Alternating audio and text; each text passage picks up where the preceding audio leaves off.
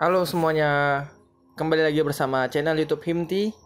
Dalam video ini kami ingin menjelaskan tentang cara membangun jaringan dan konsep membangun jaringan dan apa saja yang diperlukan dalam membangun jaringan. Oke, yang pertama kita ingin membuat sebuah jaringan. Hal-hal yang perlu kita tahu adalah konsep, konfigurasi, dan cara troubleshootnya. Dalam video kali ini kita ingin menjelaskan tentang topologi jaringan, apa saja yang dibutuhkan, apa saja yang pas untuk membangun jaringan topologi tersebut, dan topologi apa yang bisa digunakan dalam membangun jaringan. Kita masuk ke topologi jaringan.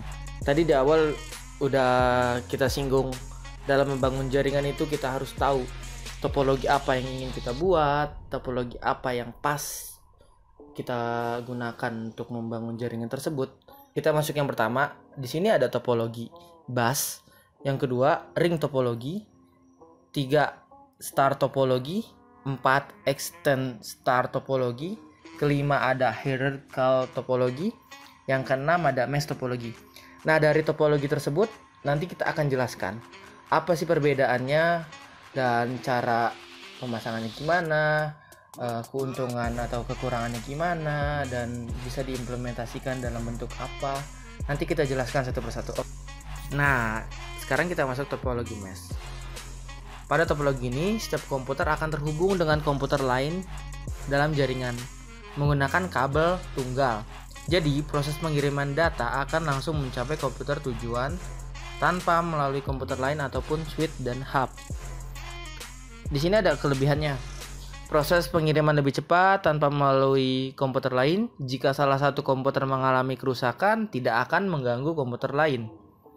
Dan kekurangannya akan memakan banyak biaya karena membutuhkan jumlah kabel yang sangat banyak dan setiap komputer harus memiliki port I/O yang banyak juga.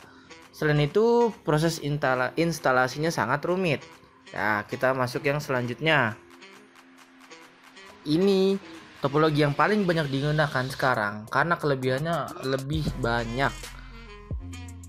Membentuk seperti bintang karena semua komputer dihubungkan ke sebuah hub atau switch dengan kabel UTP.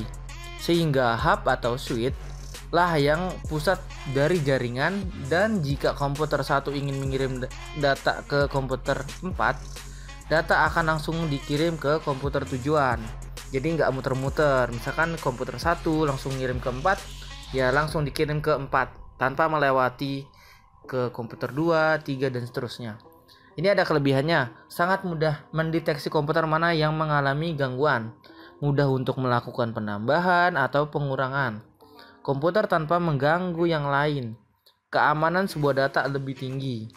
Dan ini kekurangannya, memerlukan biaya yang tinggi karena membutuhkan kabel yang banyak serta switch dan hub. Kestabilan jaringan sangat tergantung pada terminal. Jika switch dan hub mengalami gangguan, maka seluruh jaringan akan terganggu. Masuk ke topologi ring. Komputer dihubungkan dengan komputer lain dan seterusnya sampai kembali ke komputer pertama, dan bentuknya seperti cincin atau ring. Untuk menggunakan data token, kontrol hak akses komputer menerima data. Misalnya, komputer 1 akan mengirim file ke komputer 4, maka data akan melewati komputer 2 dan 3 dan sampai menemu komputer keempat. Nah, di sini ada kelebihannya. Kemudahan dalam proses pemasangan dan instalasi, penggunaan jumlah kabelan yang sedikit sehingga akan menghemat biaya. Kekurangan paling fatal dari topologi ini, jika salah satu komputer ataupun kabelnya bermasalah, maka pengiriman data akan terganggu, bahkan error. Kita masuk ke topologi yang terakhir, yaitu topologi bus. Topologi bus tersusun rapi seperti antrian dan menggunakan satu kabel koaksial, dan setiap komputer terhubung ke kabel penggunaan konektor BNC, dan kedua ujung dari kabel koaksial harus diakhiri oleh terminator.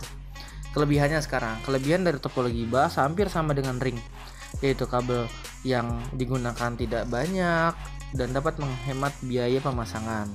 Kekurangan topologi bus adalah jika terjadi gangguan atau masalah pada suatu komputer, bisa mengganggu jaringan komputer lain. Dan untuk topologi ini sangat sulit mendeteksi gangguan. Sering terjadinya antrian data, dan jika jaraknya terlalu jauh, harus menggunakan repeater. Oke, selesai pembahasan topologi.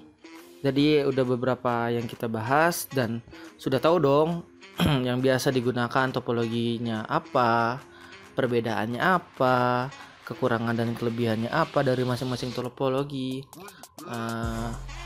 Sedikit banyaknya mungkin udah banyak yang tahu kan. Oke, kembali ke tadi di awal